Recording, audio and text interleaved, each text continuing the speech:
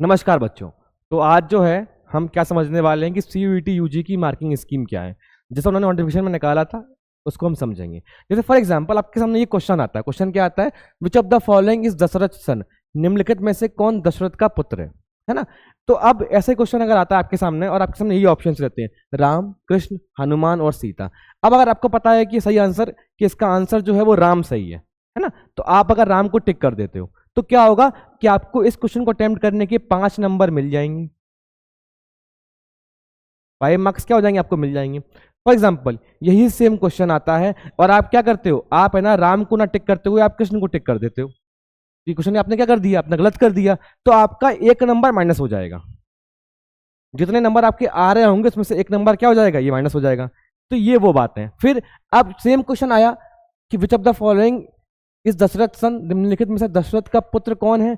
और आपने उस क्वेश्चन को छोड़ दिया ना, आपने अटेम्प्ट कोई ऑप्शन आपने अटेम्प्ट नहीं किया, तो आपको इसका कोई नंबर नहीं मिलेगा, नहीं आपको इसकी क्या होगी, नेगेटिव मार्किंग होगी। ठीक है, ऐसे समझते हैं नेक्स्ट क्वेश्चन को लेकर। फॉर एग्जाम्पल अगर ये क्वेश्चन आया कि विच ऑफ द फॉलोइंग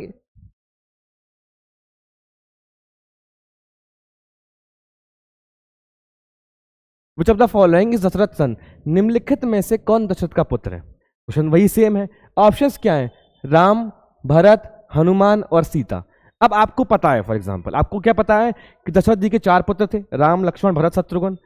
इसमें राम भी सही आंसर है और भरत भी सही आंसर है, हनुमान और सीता गलत आंसर है। अब क्या होगा ऐसी स्थिति में, जब क्या होंगे, 2 ऑप्शन करेक्ट होंगे, तो आप या तो आप राम को क्लिक कर दीजिए या भरत को क्लिक कर दीजिए। आपका आंसर क्या माना जाएगा, सही माना जाएगा।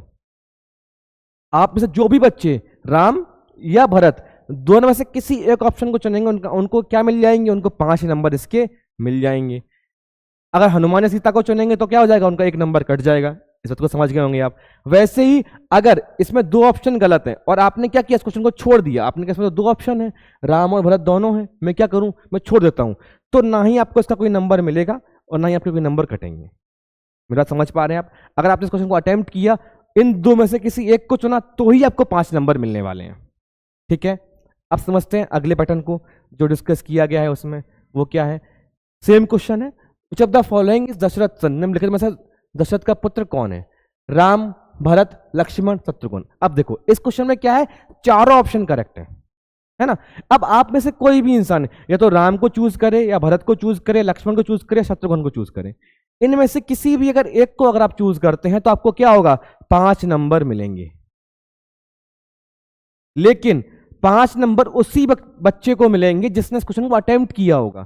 अगर आपने सोचा कि इसके तो सारे ऑप्शन सही हैं, इसको अटेम्प्ट नहीं, इसको छोड़ देता हूं, अगर आपने इसे छोड़ दिया तो आपको इसका 1 भी नंबर नहीं मिलेगा, इसका कोई एडवांटेज नहीं मिलने वाला है आपको। अगर आप इस क्वेश्चन को अटेम्प्ट करते हैं और सही ऑप्शन को चुनते हैं, आप इनमें से किसी भी एक को चुन लीजिए, आपको इसके पूरे के पूरे 5 नंबर मिल जाएंगे। तो पहला क्राइटेरिया क्या था कि एक ही ऑप्शन सही है किसी क्वेश्चन में, आपने उसको चुना तो आपको नंबर मिले, नहीं चुना तो आपको कोई नंबर नहीं मिले। आप किसी भी क्वेश्चन में अगर गलत ऑप्शन को चुनेंगे तो आपको क्या होगा, आपके 1 नंबर कट जाएगा। इस बात को समझ चुके होंगे। फिर क्या था कि 2 ऑप्शन करेक्ट थे।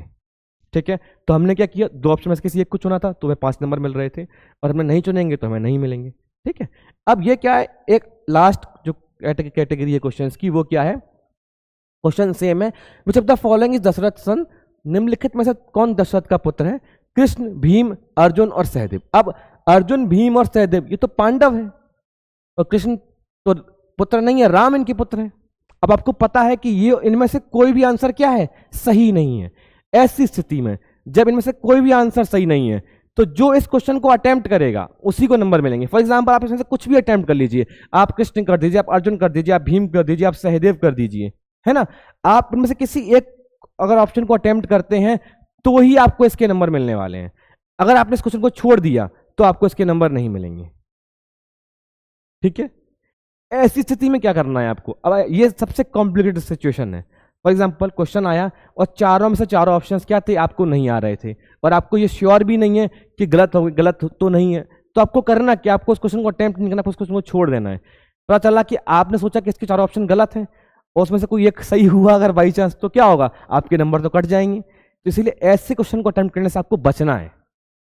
है ना। या जब तक आप बहुत श्योर ना हो, जब तक आपको पता ना हो कि दशरथ के 4 पुत्र हैं, चारों में से कोई एक सही नहीं है, तभी आप इस क्वेश्चन को अटेम्प्ट करें। अदरवाइज आप ऐसे क्वेश्चन को अटेम्प्ट ना करें, मैं आपको यही सलाह दूंगा। ठीक है, तो मेरा अनुमान है कि आप वो चारों कैटेगरी समझ गए हैं। बाकी कुछ और कंफ्यूजन्स हैं अगर आपको, तो आप मुझे कमेंट करके बता सकते हैं और मैं आपको इसके लिए डिटेल में वीडियो आपके लिए प्रोवाइड कर दूंगा। धन्यवाद।